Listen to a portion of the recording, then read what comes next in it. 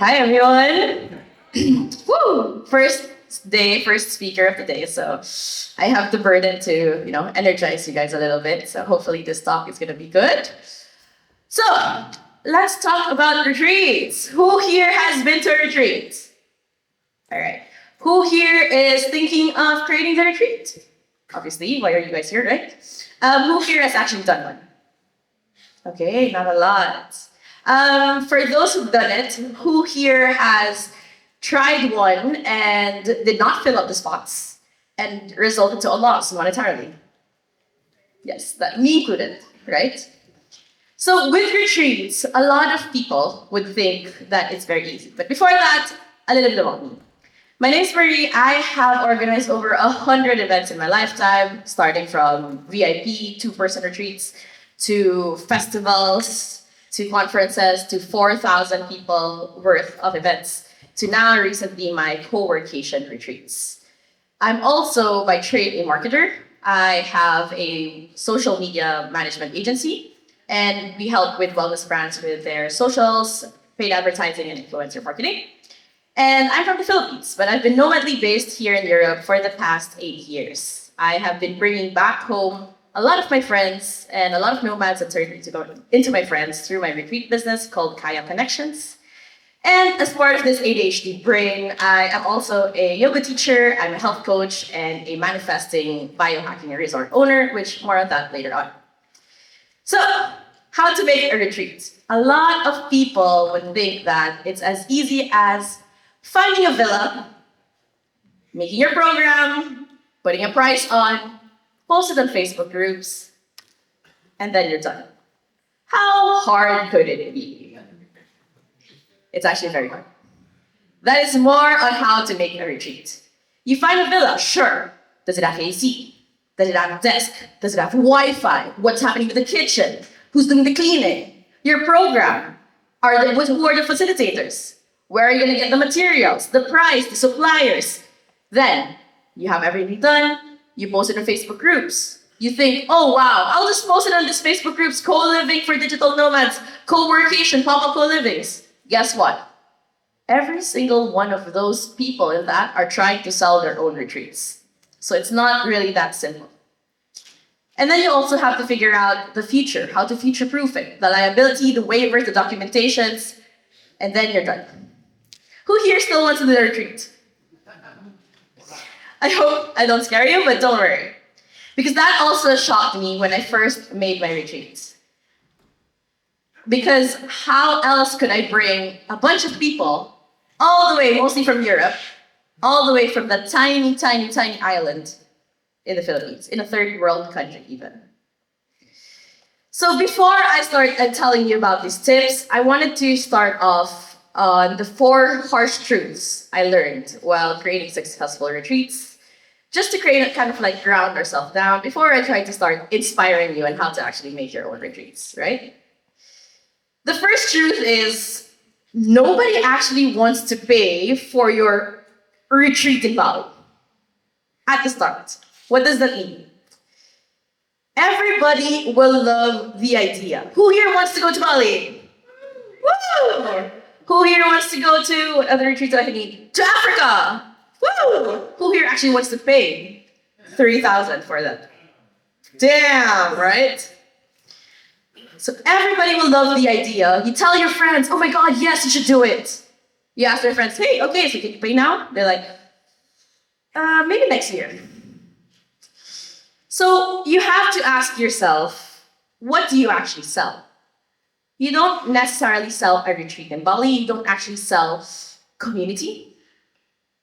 You have to sell this pain that you solve. What's the transformation? And is it worth paying so much for? I'll give you 3 examples, one of which is mine, obviously.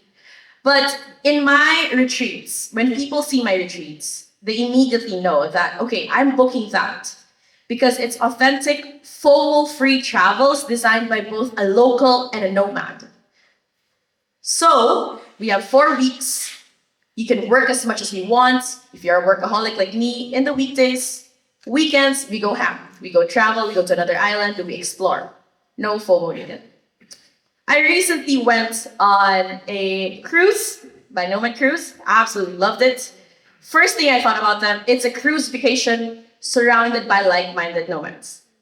How often can you go to a cruise where it's not filled by 60-year-olds? Another one that I absolutely loved is this business retreat called the Bansko. They are very, very, very generous with what they share inside and outside of the retreats. And they call themselves high-impact business retreats for clarity and connection. Because a lot of business owners tend to lose that connection that they have, especially when they're really on the grind working on it. The next why is why you?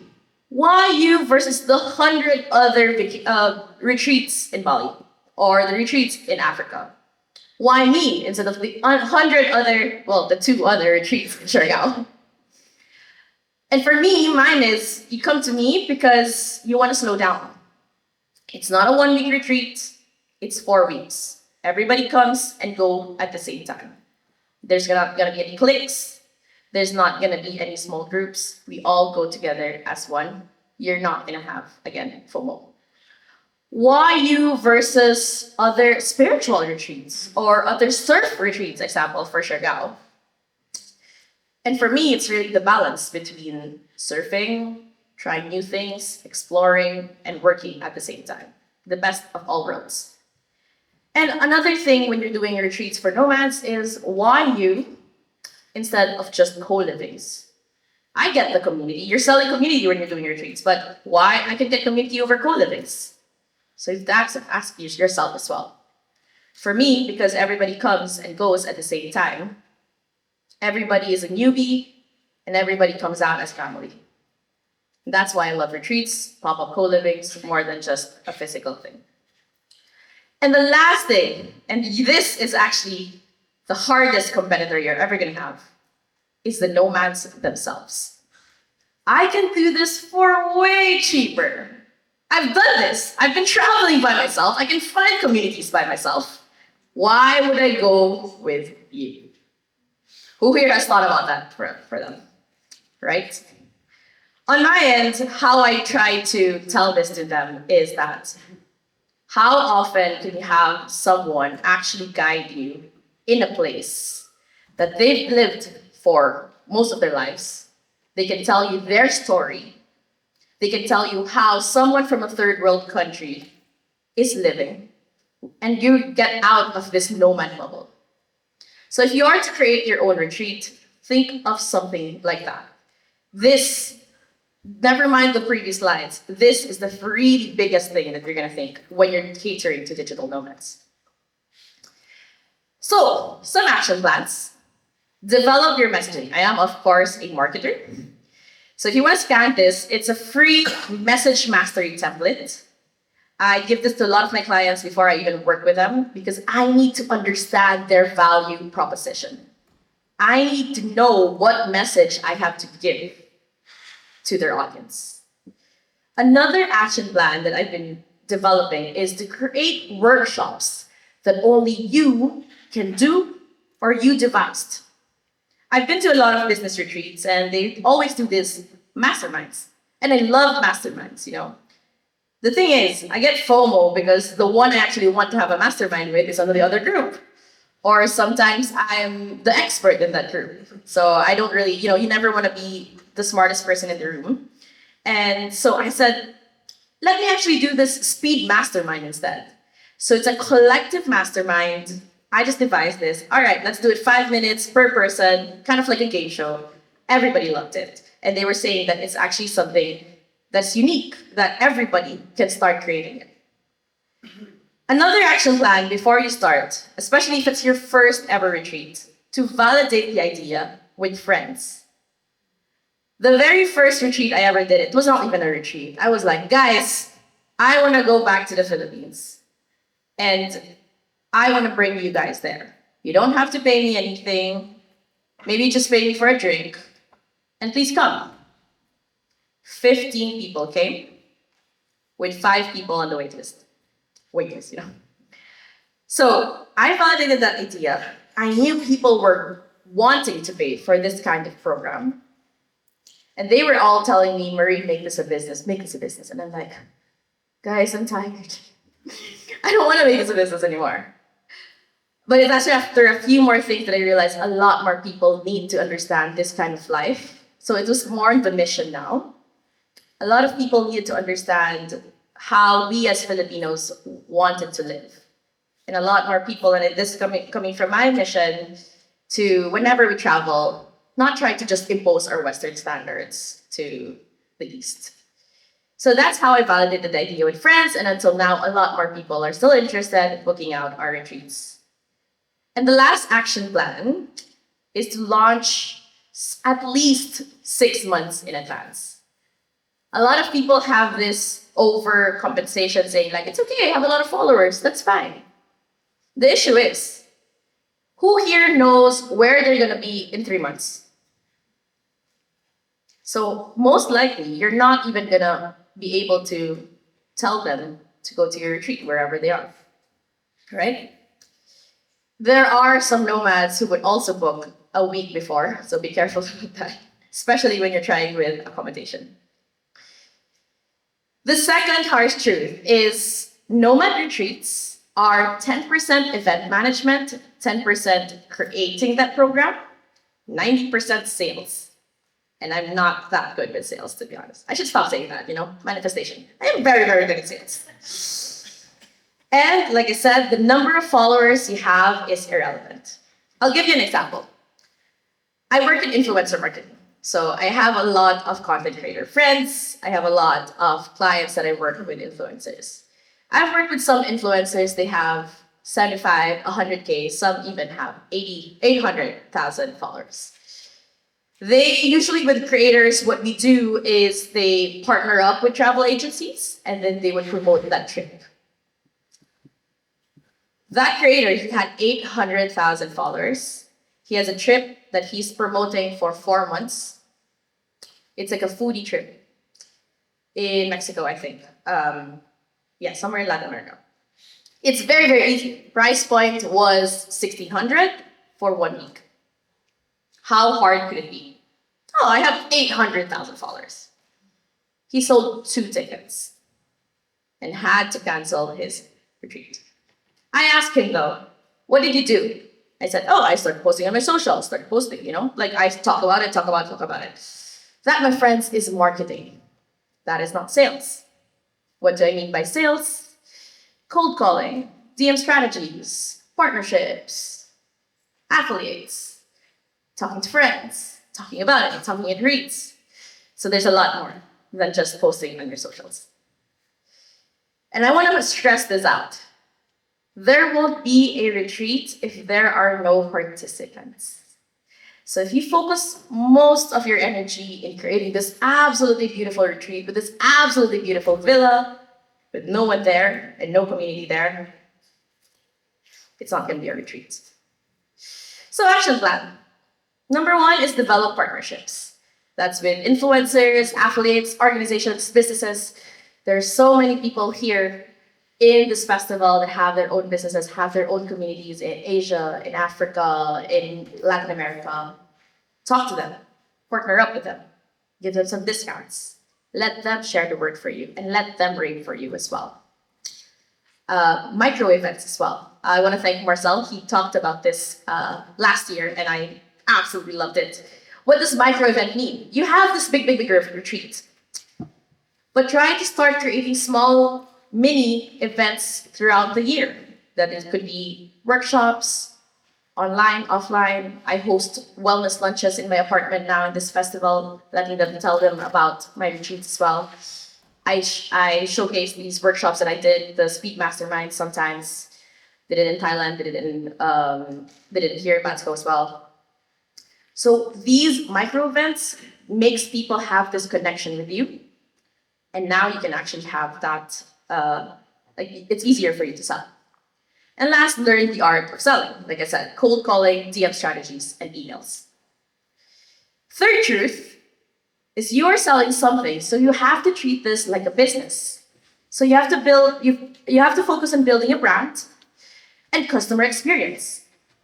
Learn how to optimize cost. It's not important to just find the suppliers and done. The main reasons people also go to me is that if they do it themselves, it's actually way more expensive than if they do it with me. Why? Is because I've been living in my island for 15 years. I have friends, I have family there. Most of my suppliers are family. So I can bring down the costs and help still get a profit. So there, you also have to understand the overhead costs, the software, the lawyers, the accountants, the marketing. And you have to be serious about customer experience, making sure that you tell them and you show this social proof. So action plan, know how to budget. I know a lot of retreats don't do that.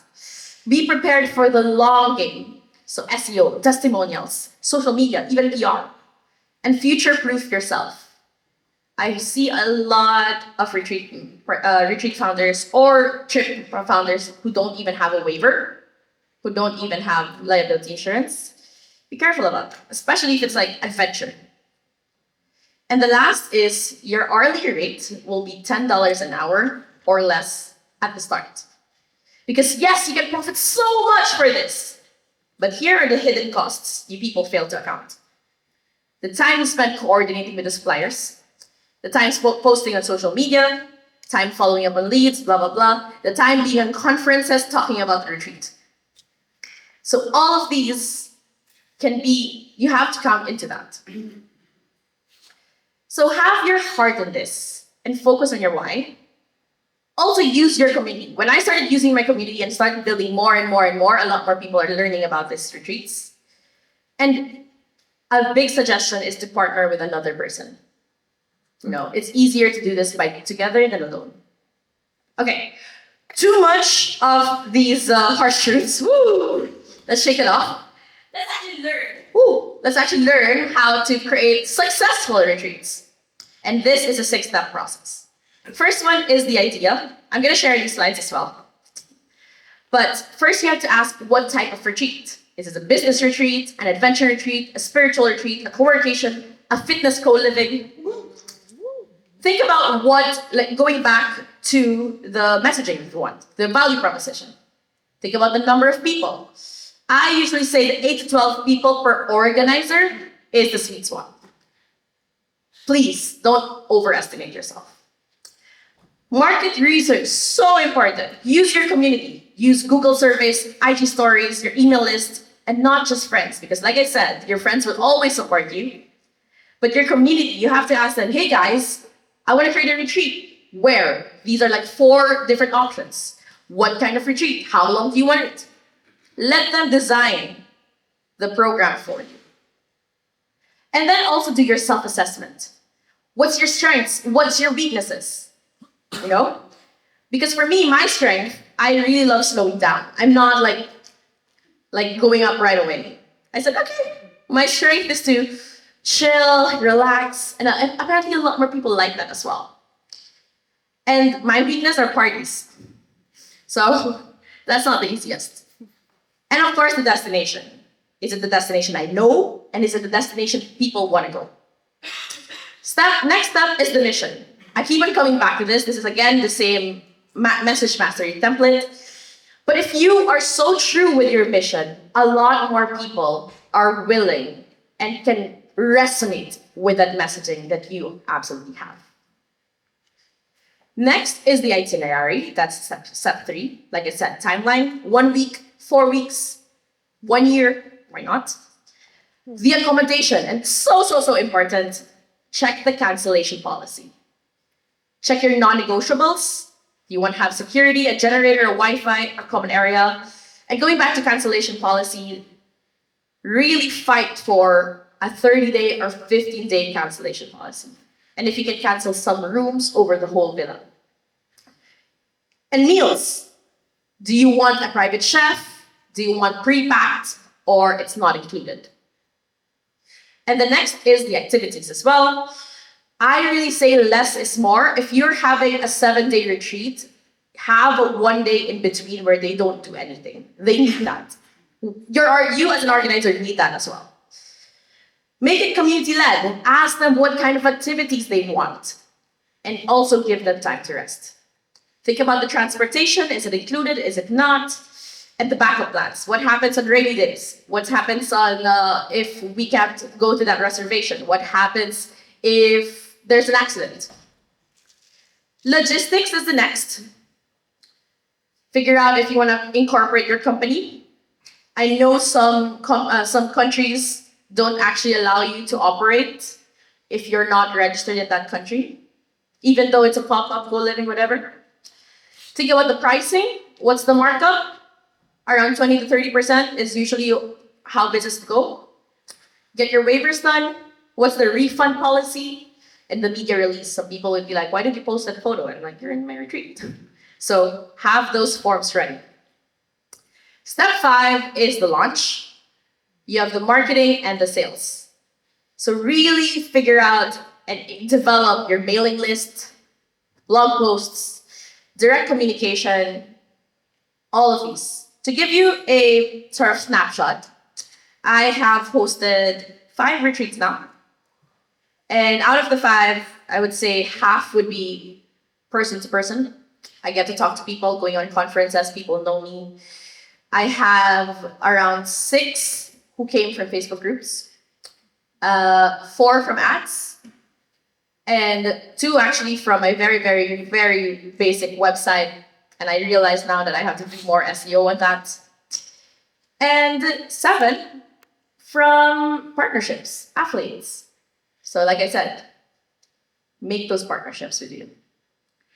And the last is hosting. How do you onboard your guests? How do you prep for this? A big red flag for me is that on the way to the retreat, if there's no communication right before, I'm gonna be like, all right, what's happening? What's the reminders? Why is there no communication? I feel like it's not well prepared. Create a WhatsApp group for people to talk to each other. Get on pre-trip calls. And of course, think about your self-energy. I really like to think about this. And I can't stress enough the rest. Because if you're not well rested, you cannot keep your calm under pressure. That's gonna be in the whole customer experience. And don't overdo yourself. Like I said, less is more. It's really about how you make people feel throughout this experience. And the last part is the reflection. So you figure out what to do when you're closing the routine. I just developed this 2 retreats ago that I really absolutely love, is to start creating award ceremony, for my retreats. I do them like, one is like the hungriest person award, or the person that I never see because he's always in an adventure award. All these small quirks, this very, very fun awards. A lot of people actually tend to like that at the end. And then figure out the feedback and the testimonials, and make sure to keep the community alive. So on summary, how do you make a retreat? You get the idea, the mission, the itinerary, the logistics, the launch, and then your hosting. I have these harsh truths that are very, very, really harsh. But I want to end up on a slightly really good note. One less harsh truth, it will be the most fulfilling thing you'll make in your life. And that's why I still do this, and I would love to continue it in the future. Because if you do it right, you'll see people raving about it. Every time I read any of these are what keeps me going, regardless of the harsh truths. So thank you so much. If you want to join me in any of my retreats, feel free to scan this. At the end of this month, we have a discount for using BNF. I would love to see you guys in the Philippines with me as I show you. And a little bit of a challenge, you can connect with me on LinkedIn. Do this message mastery template. You can send that to me and I can give you a free consultation as well. Thank you.